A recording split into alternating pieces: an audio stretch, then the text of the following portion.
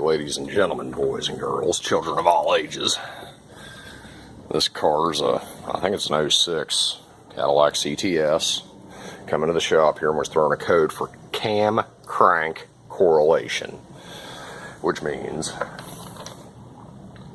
the timing chains were stretched.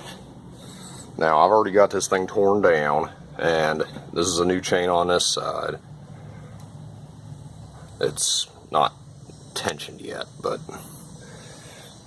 what I want to show you is, first of all, when you're putting this thing back together, put that on first and that on last. Otherwise you won't be able to get that in there. There's a little window, and I don't know if you can see it, for the yellow link on these chains. You see a pink one there and a pink one there.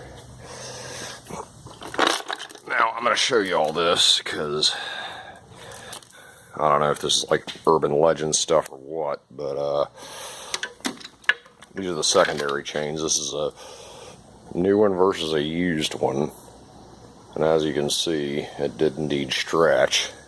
The one on the driver's side didn't even have any tension on the tensioner anymore. You could wobble it around with your finger. I guess a primary chain. Yes, here's the other secondary chain. Not stretched as bad, but still stretched. The one that was stretched the least came off the driver's side of the engine. But yeah, I'm gonna start putting, and this really wasn't that hard. I mean, the worst thing is you got to take your power steering pulley off with a puller to get to a bolt right there. Yeah, right there.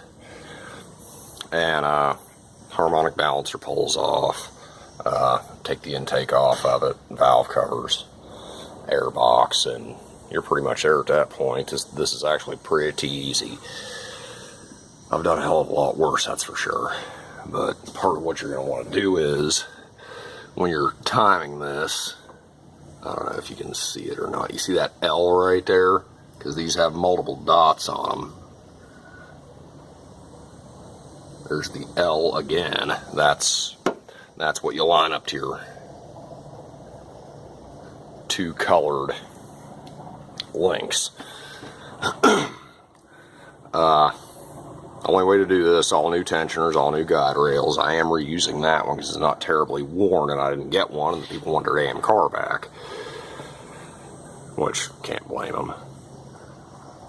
But yeah, I mean, if you've been into an engine before, this isn't terribly difficult to do. Of course, don't take it from me. According to some people, I'm a no-talent hack. It changes oil and brakes, and that's it, and can't really do anything on my own. But yeah, when I get this puppy fired up, I'll make another video, and if anybody's got any questions on how to do this, it's not the most pleasant thing in the world, but it isn't terrible.